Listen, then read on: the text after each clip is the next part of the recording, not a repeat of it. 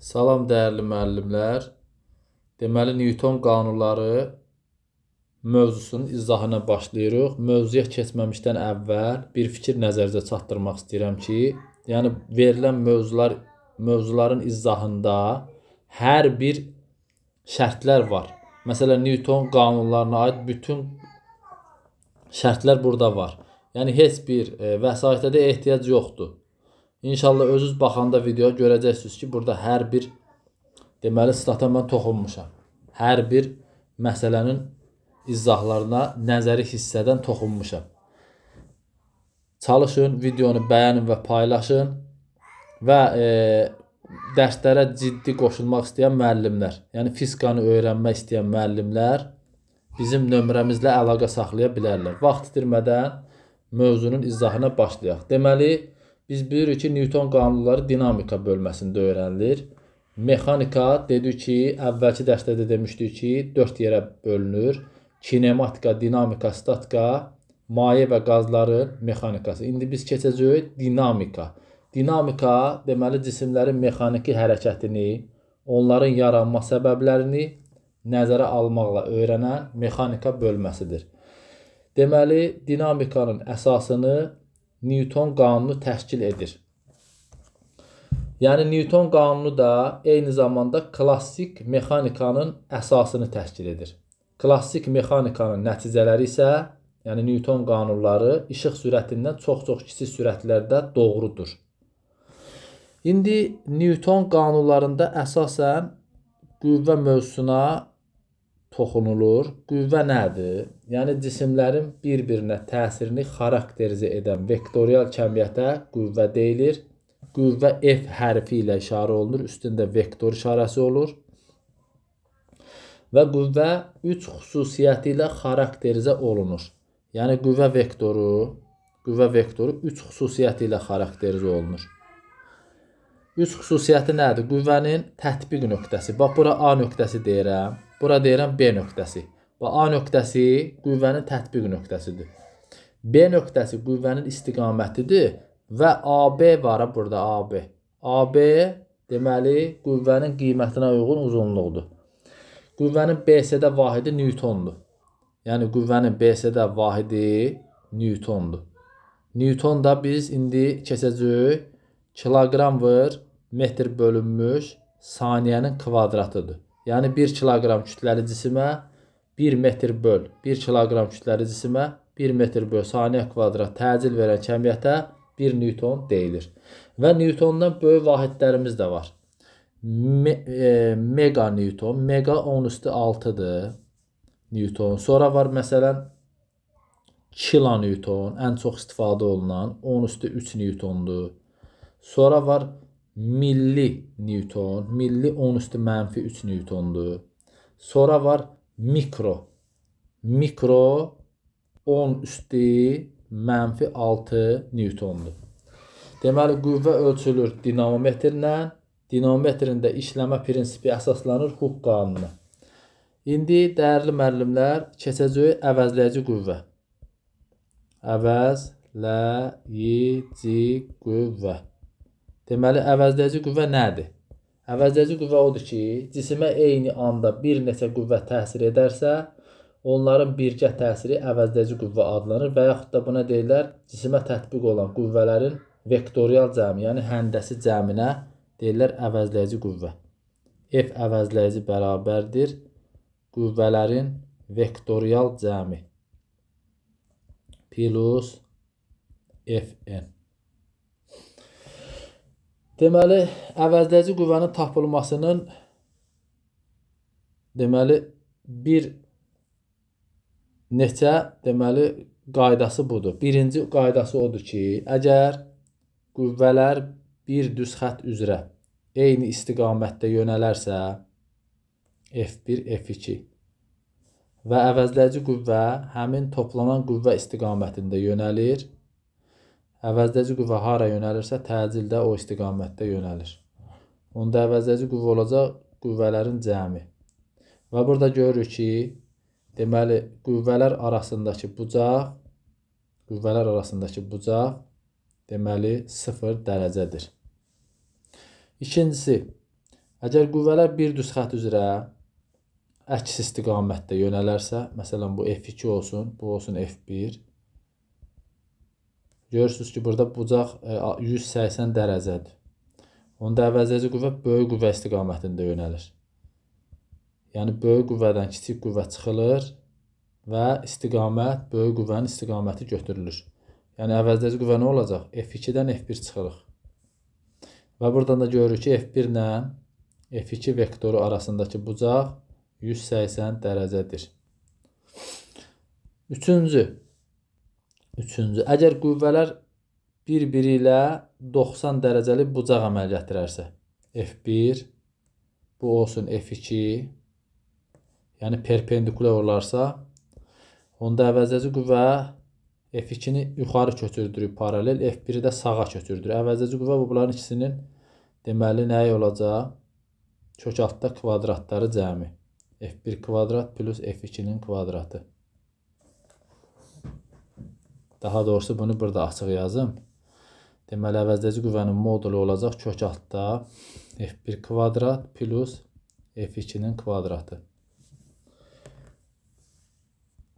Sonra, əgər qüvvələr arasındakı bucaq ixtiyari bir alfa bucağı əmələ gətirirsə, ixtiyari qüvvələr ixtiyari bir alfa bucağı əmələ gətirirsə, onda eyni qayda ilə yenə də F2-ni paralel yuxarı köçürdürəm, F1-i də paralel sağa köçürdürəm.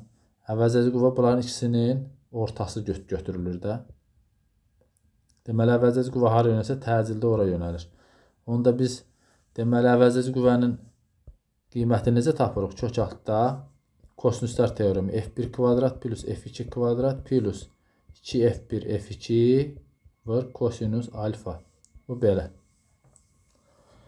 Və bir fikir də nəzərdə çatdırım ki, əvəzləyici qüvvə deməli iki qüvvənin fərqinin modulundan böyükdür və cəmindən isə kiçikdir. Bu belə. Bir də ki var, müəllimlər, tarazlayıcı qüvvə. Yəni tarazlayıcı qüvvə yadınızda saxlayın, əvəzləyici qüvvənin əksinə yönəlir, amma qiymətcə ona bərabərdir. Məsələn, tutaq ki, 6-cı qayda. Məsələn, tutaq ki, iki qüvvəmiz var. Bu olsun F1, bu olsun F2. Bunların ikisinin əvəzləyicisi, bunun ikisinin əvəzləyicisi bu olacaq da. Onda tarazlayıcı qüvvənin istiqaməti necə olacaq? Qiymətcə bərabər, istiqamətcə bunun əksi olacaq. Buna deyilər tarazlayıcı qüvvə. Yəni belə yazılır, daha doğrusu yazılır. F əvəzləyici bərabərdir F tarazlayıcı qüvvə. Belə. Məsələn, istəyirəm bir-iki dənə nümunə bir sual yazım siz üçün. Məsələn, nümunə. Nümunə nədir? Məsələn, bizə 3 dənə qüvvə verib. 9 Newton, misal üçün 12 Newton, 15 Newton. Deyir ki, modulları 9, 12, 15 olan 3 qüvvənin maksimum və minimum qiymətlərini tapın. Deməli, maksimum qiymət toplayırıq da bunları. Deməli, toplayanda eləyir 36 Newton. Amma minimum tapanda, maraqlısı budur. Minimum tapanda, yəni 9 Newton, 12 Newton, 15 Newton. Minimum tapanda ürəyin istədiyin götürürsən. Məsələn, 12-ni götürürəm mən. Biz bayaq bir dənə qayda keçdik. Əvəzləyici qüvvə iki qüvvənin fərqinin modulundan böyükdür. 9 Newton çıx 15 Newton modulda. Burada da olacaq 9 Newton üstəgəl 15 Newton. Deməli 9-dan 15 çıxanda qalır 6 Newton modulda. Kiçik bərabər 12 Newton. Bu da kiçik bərabər deməli 24 Newton. Aha, indi burada biz nə bilək hansı əvəzləyici qüvvənin deməli minimum qiyməti hansıdır? Burada nə edirik? 6 ilə 24-ün arasına bax 6 ilə 20 həqiqətən bu 12 6 ilə 24-ün arasına girir. Deməli arasına girirsə, əlbəttə ki, bunun fərqi 0 verəcək. Onda əvəzləyici qüvvənin minimum qiyməti olacaq 0. Bəs indi birdən deyə bilərsiniz müəllim. Bəs birdən girməsə nə olar? Məsələn, tutaq ki, ikinci nümunəni yazıram. İkinci. Məsələn, bizə verib cisimə 2 Newton, 4 Newton, misal üçün 10 Newton olan 3 qüvvə bir düz xətt boyunca tətbiq olunur. Bu qüvvələrin əvəzləyicinin ən kiçik qiymətini, ən böyük toplayırsan da bunu bilirik. Amma ən kiçik qiyməti necə tapırlar? Bax, bunun qəşəng yolunu deyəcəm sizə. Bir də həmli yadınızda qalacaq. Ən kiçik qiymətini deyəndə bir dəfə deməli, bir dəfə 2-ni bir istiqamətdə götürürsən, deməli 10-la 4-ü bir istiqamətdə götürürsən. Buradan görürsünüz ki, 10-la 4-ün cəmi 14-dür. 2-ni çıxanda eləyir birinci halda. Deməli, biz tapdıq ki, birinci halda qüvvə 12 Newtondur. İkincidə nə edirik? İkincində növbələşdiririk də. Bir dəfə də 4 Newton götürürük bir istiqamətdə. 2 ilə də onu bir istiqamətdə götürürük. Burada da deməli ikinci halda əvəzləyici qüvvə nə olacaq? 8 Newton. Və üçüncü halda da deməli onu bir istiqamətdə götürürük və deməli 2 ilə 4-ü də bir istiqamətdə götürürük. Bunun da deməli əvəzləyicisi olacaq. Deməli 10-dan 6 4 Newton. Aha, deməli bunların içində hansı kiçikdir? Əlbəttə 4 Newton. Deməli bunun əvəzləyicisinin ən kiçik qiyməti 4 Newtona bərabərdir. Yəni 2 dənə məsələnin izahını verdim ki, sizə tam aydın olsun. İndi dəyərli müəllimlər, qüvvələrin oxlar üzrə proyeksiyaları necə tapılır? Deməli, qüvvələrin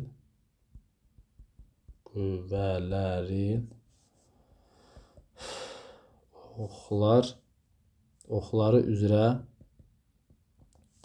deməli proyeksiyaları.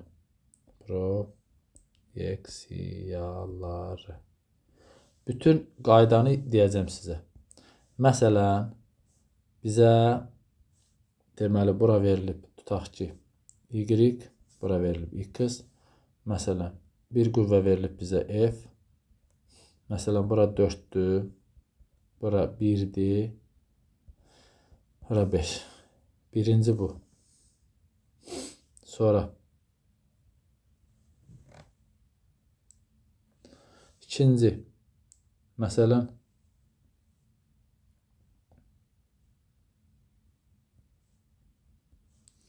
yenə bura 1, 5, 0, x, 4, bu da y.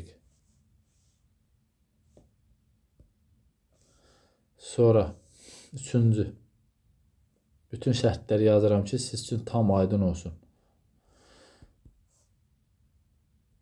Məsələn, bura olsun 3, bura olsun 1, burada olsun məsələn 5.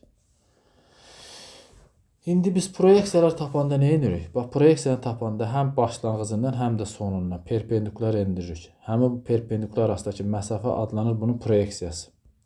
Onda bunun proyeksiyası nə olacaq? X oxu üzrə proyeksiyası, bax bu. Olacaq fx. Burada da eyni qayda. Bunun proyeksiyası olacaq, bax bu. Fx. Burada isə bunun proyeksiyası, bax, yenə də buradan perpendikulyar endirsən y-ə, buradan perpendikulyar endirsən y-ə. Bu iki perpendikulyar arasındakı məsafə bunun proyeksiyasıdır. Burada proyeksiya olacaq bu. F, y.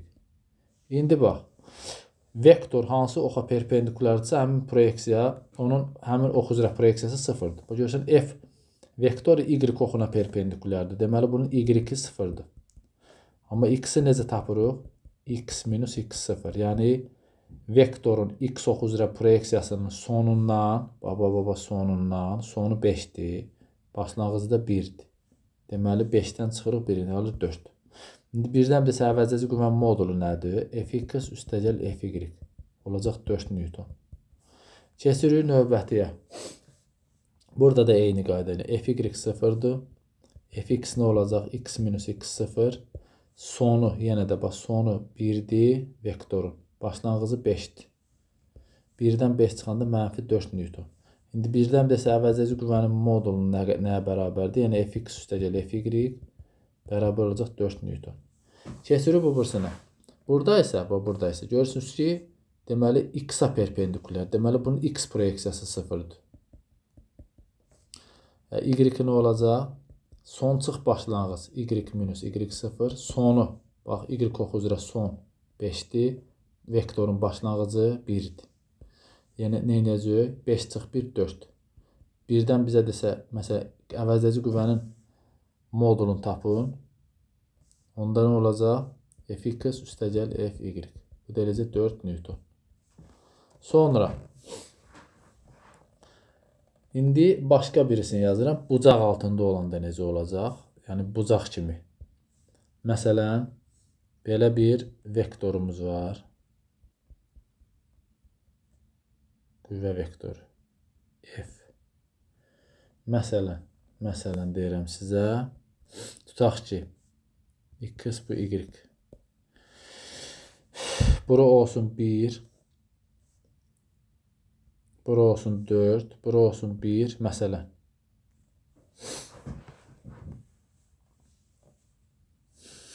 Burada olsun misal üçün 5. Aha. İndi y proyeksiyası necə tapırdı? Bayaq dediyim kimi. X proyeksiyasını. X-a perpendikular indiririk başlanğıcı və deməli başlanğıcdan X-a perpendikular indiririk, sondan X-a və bu iki perpendikular arasındakı məsafə bunun proyeksiyasıdır. Deməli X proyeksiyası oldu bu. Fx. Y proyeksiyası da bu oldu. Fy. Deməli X-i necə tapırıq? X minus x0. Yəni 4-dən 1-in çıxırıq. Eləyir 3 Newton. Bəs Fy-i necə tapırıq? Yəni 1-dən 5-i çıxırıq. Yəni y minus y0. Bu da eləcə 1 çıx 5 bərabərdir mənfi 4 Newton. İndi bizə desək ki, deməli bax bunu köçürtdü bura, bu oldu Fy. Bu da Fx. Onda bu 90 dərəcədir. Birdən bizə desə həmin bu qüvvənin modulunu tapın. Onda olacaq kök altı Pifaqor teoreminə görə 3-ün kvadratı plus mənfi 4-ün kvadratı. Elə müsbət 4-ün kvadratı eləyir. Bu da 5 Newton. Bu belə. Deməli, qüvvənin ox üzrə proyeksiyaları belə tapılır. İndi keçəcək cismin kütləsi, maddənin sıxlığı. Cismin kütləsi, maddənin sıxlığı. Deməli, cismin ətalətliyini, deməli biz bilirik ki, cismin ətalətliyini xarakterizə edən müsbət skalyar kəmiyyətə cismin kütləsi deyilir. Vahidi kiloqramdır, ölçülür qollu yaylı elektron tərəzi ilə. Yəni, qollu tərəzi ilə yaylı tərəzinin işləmə prinsipi tamam fərqlidir. Yəni, qollu tərəzinin işləmə prinsipi Mametlər qaydasına əsaslanır. Yaylı tərəzi kütləyə dərəcələnmiş dinometrdir. Yəni, yaylı tərəzinin işləmə prinsipi də əsaslanır Huk qanununa. Aydındır. Kütlənin vahidi kiloqramdır. Yəni, kütlənin düsturu olacaq M bərabər rho V. V burada həcmdir, rho sıxlıqdır.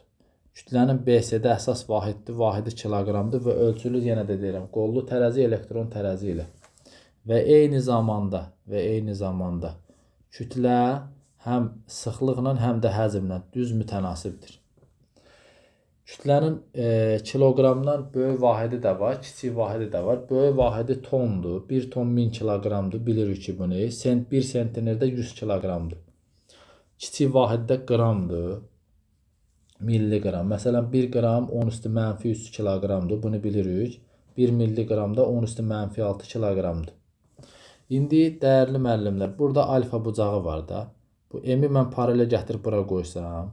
Bu da, tutaq ki, V-dir də. Məsələn, rho-nun M-in V-dən asılı qrafikini qururuq. Düzdür? Onda bucağın tangiyesi bərabərdir M böl V. Bu da bizə verir sıxlıq. Məsələn, burada ola bilər, tutaq ki, rho da olsa, yenə M-in rho-ya olan nisbəti bizə verir həzm. Bu da bizə verir bucağın tangiyesi. İndi həcm V hərfi ilə işarə olunur. Vahidi metrin kubudur.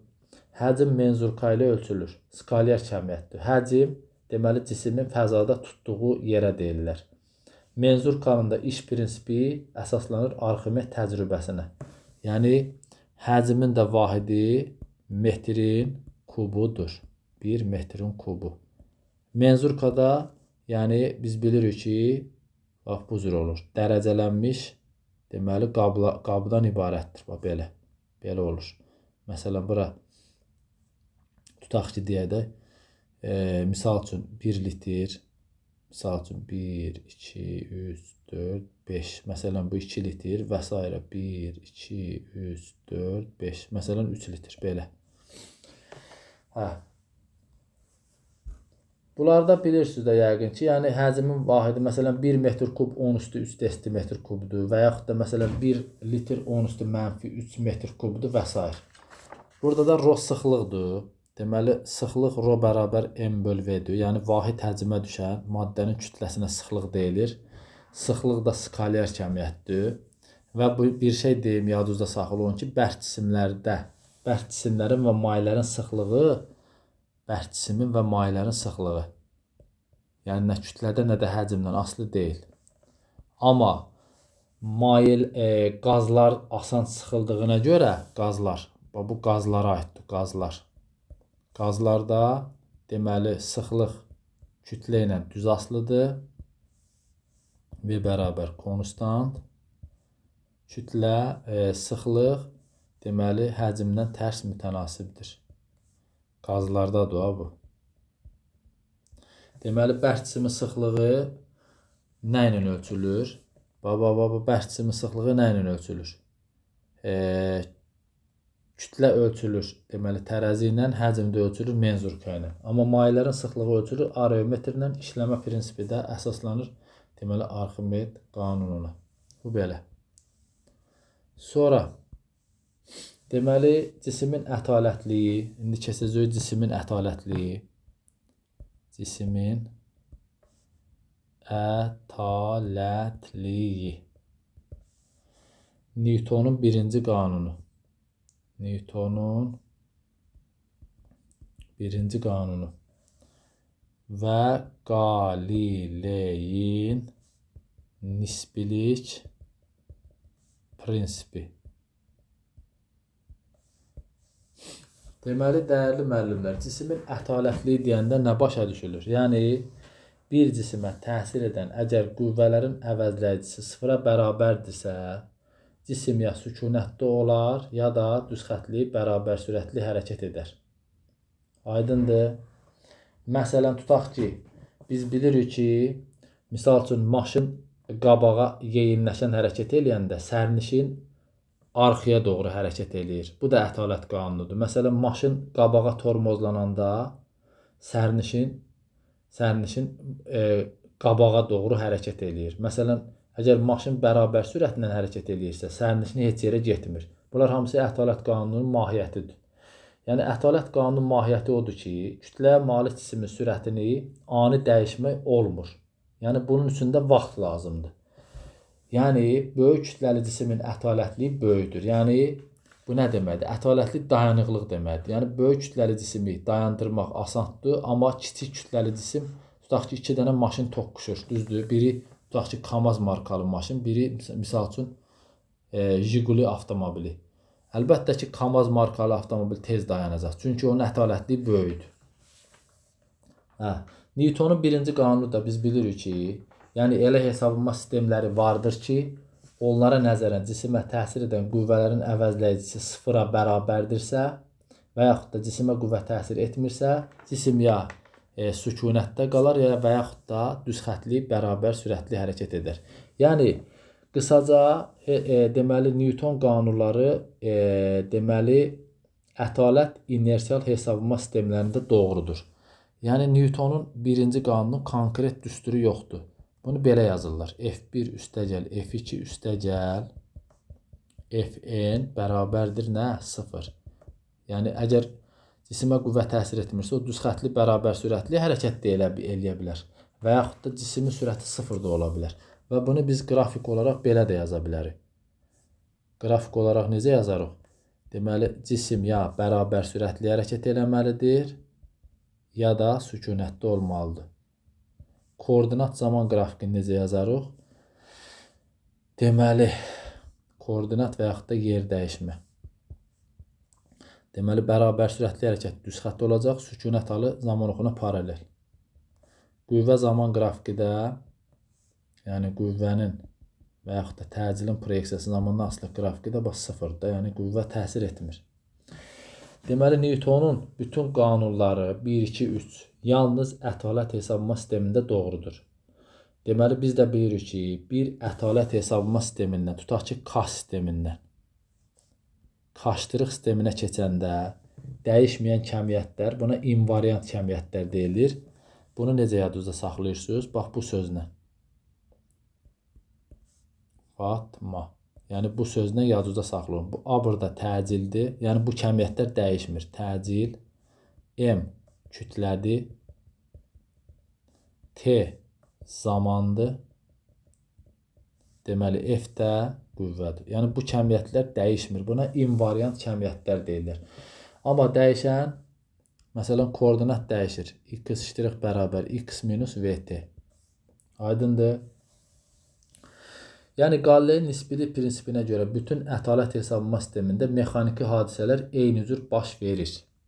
Bunu biz bilirik. İndi keçirik, dəyərli müəllimlər, Newtonun, deməli, Newtonun ikinci qanunu. Deməli,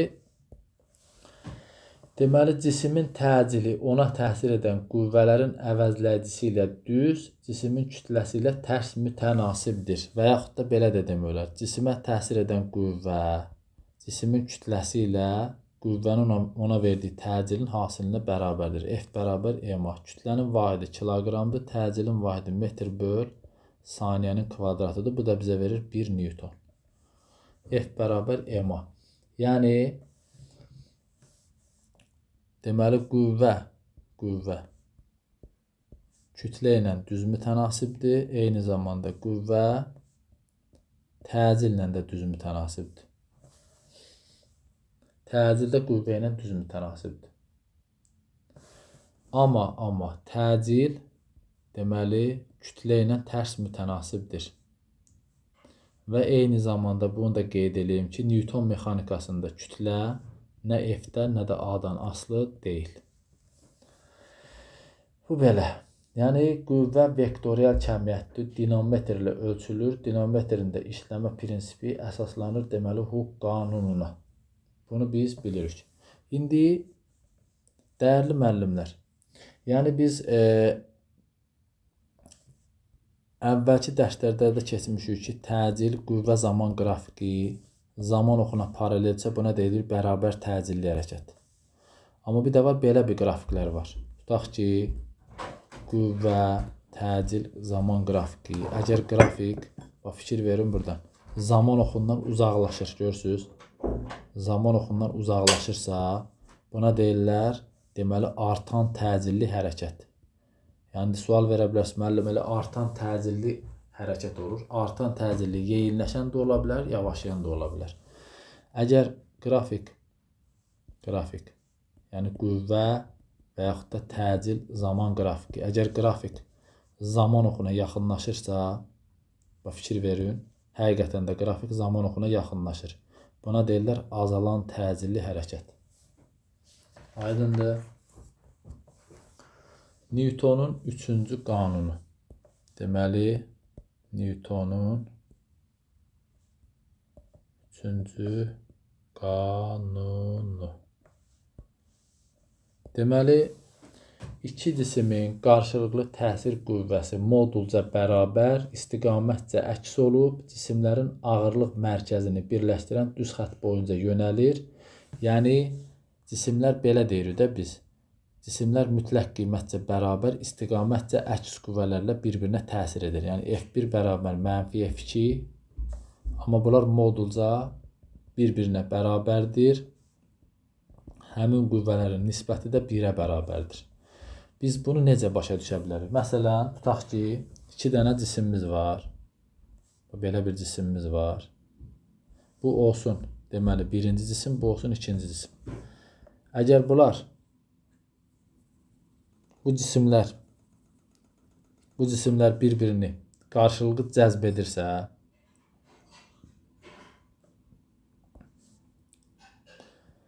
yəni belə deyək də, burada bir şeyə diqqət eləyin. Mən buna deyəcəm, F2. Niyə deyirəm onu da izah edəcəm. Buna deyirəm F1. Niyə buna F2 dedim? Bu F2 ona görə deyirəm ki, yəni cəzb etmədirsə, deməli 2 biri cəzb eləyirdi özünə. Ona görə 2-nin 1-ə təsir etdiyi qüvvə budur. Amma 1-in 2-yə təsir etdiyi qüvvə bax budur. Aydındır? Aha. Yəni ümumiyyətlə cazibə qüvvələri eyni təbiətli qüvvələrdir. Yəni burada F1 ilə F2 qüvvələrinin hər ikisi eyni təbiətlidir. Belə demək olar da, ya hər ikisi qravitasiya təbiətlidir, yəni cəzb etmə. Ya hər ikisi elektromaqnit təbiətli qüvvədir. Ya hər ikisi sürtünmə qüvvəsidir. Belə də demək olar. Yəni Newtonun 2-ci və 3-cü qanunlarından tutaq ki, alınır ki, məsələn biz yazdıq F1 bərabər F2. Mənfi F2, düzdür? Bax, belə bir düstur yazdım. Bunu vektor şəklində biz belə yazırıq da. M1 A1 bərabərdir mənfi M2 A2. Onda bunu modulda yazsaq belə yazacaq da. A2 böl A1 bərabərdir M1 böl M2. Yəni qarşılıqlı təsirdə olan cisimlərin təcilləri onların kütlələrlə tərs mütənasibdir və əks yönəlirlər. Bir şey də nəzərinizə çatdırım ki, bax burada Newtonun 3-cü qanununda, yəni bu F1 qüvvəsi ilə F2 qüvvəsi müxtəlif cisimlərə tətbiq olunduğundan, bax, burada bir şeyə diqqət edin, bax, F1 ilə F2 qüvvələri müxtəlif cisimlərə tətbiq olunduğundan bir-birini tarazlaşdıra bilməz. Yəni, bunlar vektor kimi də toplayıb çıxmaq olmaz bunları. Yəni, vektor kimi də toplayıb çıxmaq olmaz. Aydındır? Yəni, bu nə vaxt bir-birini tarazlaşdırır? Bunlar eyni, deməli, cisimə tətbiq olunsa bir-birini tarazlaşdırır. Bu belə. İndi keçirik, dəyərli müəllimlər, Newton qanunlarının tətbiqi və nəticələri. Məsələn, Newton qanunlarının tətbiqi. Newton qanunlarının tətbiqi. Məsələn, bax, bir dənə şey deyim sizə. Misal üçün, biz deməli X oxu çəkirik. Bu da olsun M kütləli cisim. M kütləli cisim. Məsələn, M kütləli cisimə, məsələn, tutaq ki, F1 qüvvəsi təsir edir. Sonra, məsələn, tutaq ki, F2 qüvvəsi bu istiqamətdə təsir edir. Məsələn, F3 qüvvəsi təsir edir. Məsələn, F4 qüvvəsi təsir edir. Sistemin təcildə tutaq ki, sağadır. İndi, məsələn, bu şəkildə M kütləli maddi nöqtə üfüqi səthdə X oxu istiqamətində hərəkət edir. Yəni, bunu belə yazmaq olar da, M-a bərabərdir vektor formasında. Yaza bilərik F1 üstəgəl F2 üstəgəl F3 üstəgəl F4 vektor formasında. Düzdür?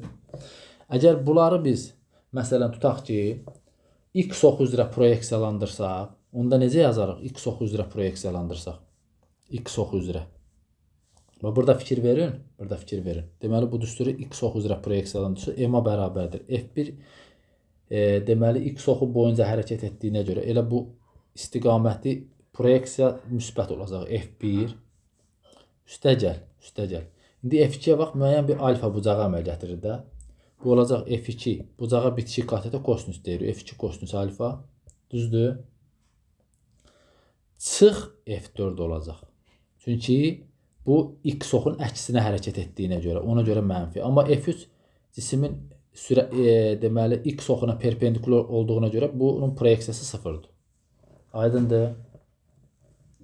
Yəni burada dartı qüvvəsi hərəkət istiqamətində yönəldiyinə görə müsbətdir. Amma sürtünmə qüvvəsi hərəkətin əksinə yönəldiyinə görə müsbət qəbul olunur. İndi dəyərli müəllimlər, biz bilirik ki, Newton qanunlarında, əsasən bu Newton qanunlarında gedir. 3 dənə şərt var. Birinci, əgər dartı qüvvəsi sürtünmə qüvvəsindən böyük olarsa, yəni, bax bu məsələdə, dartı qüvvəsi olsun F1-də, tutaq ki, sürtünmə qüvvəsi də olsun F4, düzdür? Əgər dartı sürtünmədən böyük olarsa, əvəzedici qüvvə hara yönələcək? Sağa yönələcək. Onda. Bax biz bunu belə də yaza bilərik. Misal üçün x oxu olsun bu. M kütləli cisim olsun. Dartı qüvvəsi bu olsun. Sürtünmə qüvvəsi də bu olsun. Misal üçün deyirəm ha. Aha. İndi dartı sürtünmədən böyüdürsə, onda təcil dartı qüvvəsi istiqamətində yönələcək. Onda biz bunu belə yazarıq. F dartı çıx F sürtünmə bərabərdir M modulcu A. Bax bunu biz belə yazarıq. İkinci. Əgər dartı sürtünmədən kiçik olarsa, yəni sürtünmə dartıdan böyük olarsa, onda M kütləli cisim sürtünmə qüvvəsi, tutaq ki, dartı bunu bu tərəfə dartır. Sürtünmə də hərəkətin əksinədir. İndi sürtünmə dartdan böyük olduğuna görə təcil sürtünmənin istiqamətində yönələcək. Yəni böyük qüvvə istiqamətində yönələcək. Onda F sürtünmə çıx F dartı bərabər olacaq MA. Əgər bərabər sürətli hərəkət eləyirsə, cisimlər bərabər sürətli hərəkət eləyirsə, bərabər sürətli hərəkət nədir? Yəni sağa çəkən qüvvə sola çəkən qüvvəyə bərabərdir. Bərabər sürətli budur. Onda deməli dartı sürtünməyə bərabərdir. Buna deyirlər deməli, yəni Newton qanunlarının tətbiqi və nəticələri. Və ən nəhayət tərpənməz blokda deməli tərpənməz blokda deməli Newtonun ikinci qanununun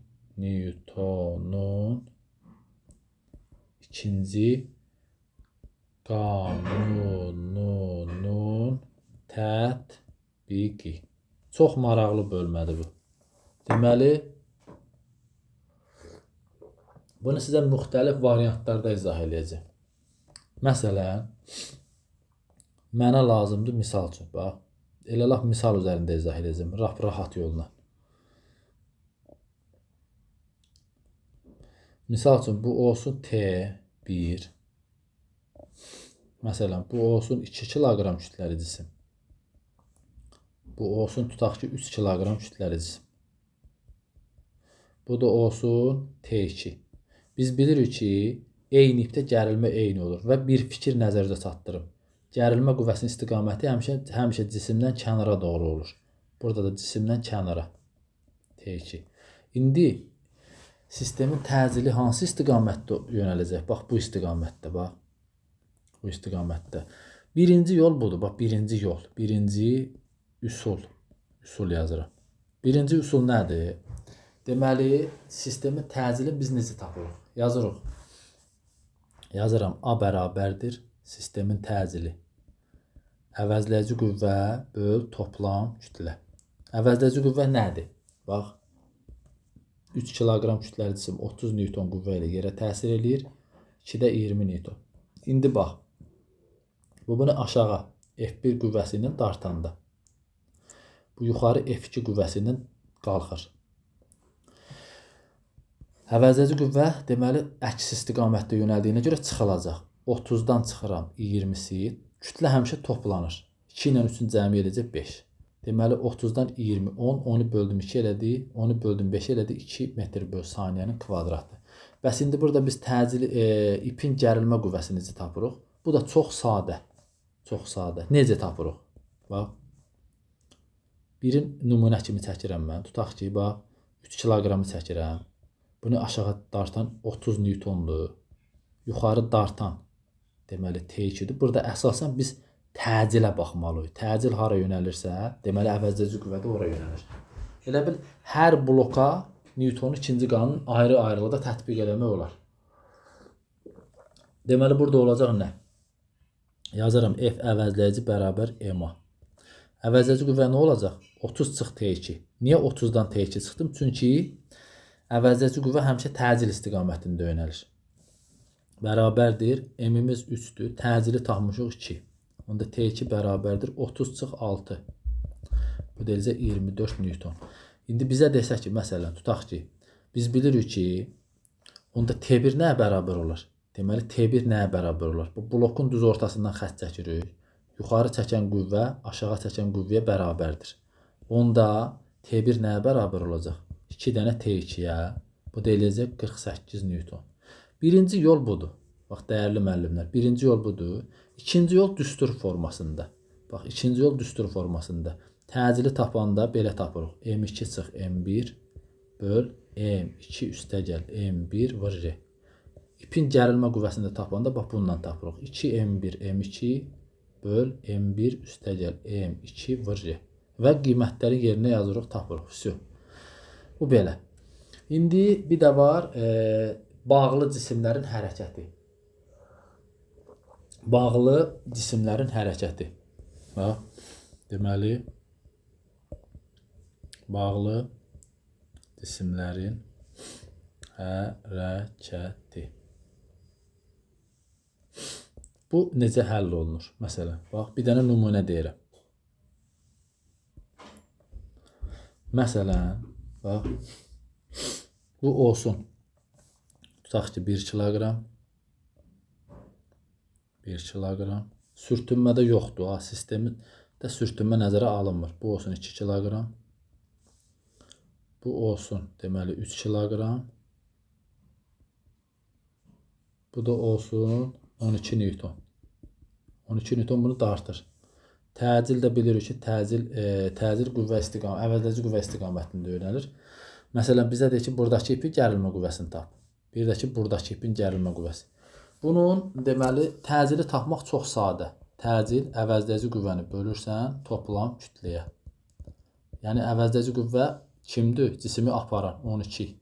Toplam kütlə hamısını toplayırsan. 1 üstəgəl 2 üstəgəl 3, 6. Bu eləcə 2 metr böl saniyə kvadrat. İndi ipin gərilmə qüvvəsini tapmaq çox sadə. Çox sadə. Bax, necə tapırsan? T2 bərabər olacaq. T2 bərabər olacaq.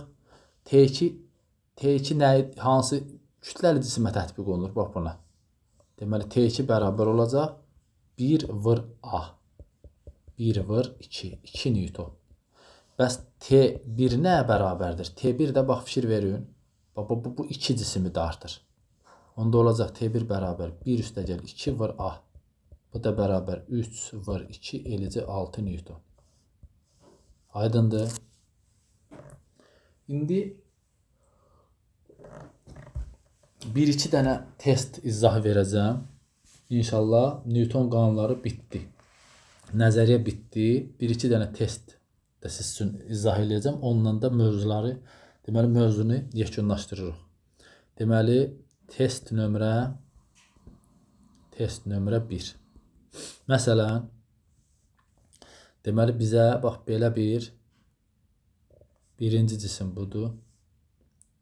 Bu ikinci cisimdir. Bu üçüncü cisimdir. Deməli, birinci cisimin kütləsi, deməli, 2 kiloqramdır. İkinci cisimin kütləsi 4 kiloqramdır. Üçüncü cisimin kütləsi də, deməli, 8 kiloqramdır. 8 kiloqram. Aha. İndi bizə deyir ki, burada. Aha, bizə deyir ki, tətbiq olunan əvəzləyici qüvvə 42 newtondur. Deməli, bizə deyir ki, ikinci cisimin birinci cisimə təsir etdiyi qüvvənin modunu tapın, sürtünmə də nəzərə alınmır. Yəni, ikincinin birinciyə təsir qüvvəsini tapmaq lazımdır. Dəyərli müəllimlər, bu tipli sualı həll eləmək çox sadədir. Deməli, bunu necə tapırsan? Birinci həmişə təcili tapın. Həmişə. Əvəzləyici qüvvəni bölürsünüz toplam kütləyə. Əvəzləyici qüvvə kimdir? 42 newton. Yəni, cisimi aparan. Toplam kütlə nədir? Kütlə həmişə toplanır. 14. 42-ni də 14-ə böləndə eləyir 3 metr böl saniyənin kvadratı. İndi burada qəşəng bir metod deyəcəm sizə. Qəşəng bir metod. Bax, ikinci cisim budur, düzdür? Bax, ikinci cisim budur. Birinci cisim də budur. İndi bizə deyir ki, 2-nin 1-ə təsir etdiyi qüvvə. Avtomatik nə edirəm? 2 ilə 1-in arasında bir dənə düppədüz xətt çəkirəm. 2-nin 1-ə təsir etdiyi qüvvə bax budur. 1-in də 2-yə təsir etdiyi qüvvə budur. İkisi də Newtonun 3-cü qanuna görə bir-birinə bərabərdir. Ürəyin hansını istəyir onu yaz. Bax, mən nə edəcəm? Bax, bunu dairəyə alacam. İstəsən bax, bunu dairəyə alam. İstəsən bunu dairəyə alam. Fərqi yoxdur. İkisində də eyni cavab alınacaq. Hərəsi hər bir dairəyə uyğun, yəni Newtonun ikinci qanunu tətbiq eləyə bilərəm. Bax, bunu mən tətbiq eləyirəm. Bax, bunu yazıram bura. Yazıram. Bax, bunun üçün Newtonun ikinci qanunu yazıram. Yazıram, əvəzləyici qüvvə bərabər ma. İndi bu, bax, buna da mən N qüvvəsi deyim də. Yəni, N qüvvəsi. N qüvvəsi nədir? Yəni, ikincinin birinciyə təsir etdiyi, birincinin ikinciyə təsir etdiyi qüvvə, ikincinin birinciyə təsir etdiyi qüvvə, ikisi də bir-birinə bərabərdir. Yəni, yazıram, F2, 1 bərabər M, bu da bərabər sual. Aha. İndi bax, bu dairənin içində kim var? N. Baba, əvəzləyici qüvvənin yerinə yazıram N. Bərabərdir. Dairənin içində hansı kütlələr var? 4-dən 8, 12. Təcilimiz də 3, eləcə 36 Newton. Deməli, Newton. Deməli, ikincinin birinciyə təsir etdiyi qüvvə 36 Newtondur. İstəsən bu qırmızı dairənin içi üçün də Newtonun, deməli, ikinci qanunu yazaram. Lap bunu qırmızı ilə yazıram. Yenə yazıram. Bax, əvəzləyici qüvvə bərabər ma. Dairənin içində hansı qüvvə var? Sağa 42 deməli itələyir, sola N qüvvəsi itələyir. Onda əvəzləyici qüvvəni biz necə yazacağıq? 42 çıx N bərabərdir. Dairənin içində kim var? 2. Təcildə 3 tapmışıq. Vəsiyo, buradan N-i tapacağıq. 42 çıx 6, bu da eləcə. Deməli, 36 Newton. Vəsiyo. Deməli, çox sadə yolla həll elədim siz üçün. Aydındır. Aha. Və Newton qanunlarına aid bir dənə də qəşəng istəyirəm sualla sizi tanış eləyəm və bundan da deməli mövzumuzu yekunlaşdıraq. Məsələ çoxdur, sadəcə yəni vaxt da yoxdur da buna aid. Məsələn, nümunə 2. Nümunə 2. Deməli, bizə belə bir güvəndə bu sual var.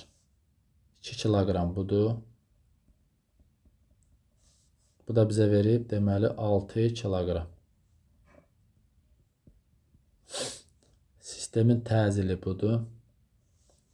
Bu F2-dir. Bu da bizə verib, deməli, T da verib bizə, deməli, F1. Bizə deyir ki, dəyərli müəllimlər, deməli, 5 metr böl saniyə kvadrat təcillə, A bərabər 5 metr böl saniyə kvadrat təcillə hərəkət edən cisimlər sisteminə təsir edən qüvvələrin F2 böl F1 nisbətini hesablayın və ipdəki gərilmə də bizə verib T bərabər 20 Newton və sürtünmə nəzərə alınmır. Bunu da eləmək çox rahat. Bax, birinci biz təcilin düsturunu nətər bilirik? Əvəzləyici qüvvəni bölürük toplam kütləyə. Əvəzləyici qüvvə həmişə təcil istiqamətində yönəlib. Ona görə hansı qüvvə təcil istiqamətində yönəlib? Deməli, həmin qüvvə böyüdür. Ona görə biz qüvvələr əks istiqamətdədir axı. F2 sağa çəkir, F1 sola çəkir. Deməli, biz F2-dən F1 çıxmalıyıq. Çünki F2 təcil istiqamətində yönəlib. Toplam kütlədə eləcə 8. Bu bərabərdir 5. Əvəzə təcil deməli 5-dir. Və buradan tapıram ki, F2 çıx F1 bərabərdir 40 Newton. Bunu mən buradan tapdım. İndi bəs bu F2 ilə F1-i necə tapacam? Çox sadə.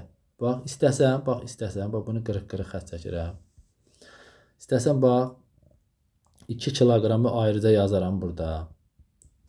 Bu, bilirik ki, ipin gərilmə qüvvəsi həmişə cisimdən kənara doğru olur da. F1 də soladır. Aha, bax, burada təcil hara yönəlir? Bax, bu istiqamətdə, yuxarıda bizə verilib. Bura Newtonun ikinci qanunu tətbiq edirəm. Bax, yazacağım F əvəzləyici bərabər ma. Deməli, böyük qüvvə T-dir, çünki təcil istiqamətində yönəlib. T minus F1 bərabərdir. M-imiz 2-dir, təcili də yuxarıda 5 tapmışam. T 20-dir, onda F1-i mən tapacam burada. 20 çıx 10 bərabər 10 Newton. Aha. F1-i tapandan sonra F1-in bu qiymətini gətirib burada yazıb F2-ni mən tapa bilərəm. F2 çıx 10 bərabər 40 Newton və buradan F2-ni tapdım 50 Newton. Və bizə də deyir ki, F2 böl F1 nisbətini tap. Deməli, F2 böl F1 nisbəti də bizə verir 50 böl 10. Bu da eləcək 5. Dəyərli müəllimlər, diqqətinizə görə sağ olun. Çalışın videonu bəyənin və paylaşın və dərsə ciddi qoşulmaq istəyən müəllimlər, yəni bizim sürətli qruplarımız var, sınaq qruplarımız da var. Yəni ödənişli qruplarımız var, sınaq qrupumuz da var. Yəni qrupda maksimum 10 nəfər müəllim iştirak edir. Yəni 10 nəfərdən artıq olan kimi deməli qrupu bölürəm. Yəni başqa qrupdan deməli siz dərsə başlayırsınız. Yəni fərdi də qrup formasında da dərslər keçirilir. Yəni dərslər yüksək səviyyədə təşkil olunur. Dərslərin izahı YouTube kanalından baxa bilərsiniz və PDF formasında da müəllimlərə göndərilir və həftə sonu da sınaq imtahanları keçirilir.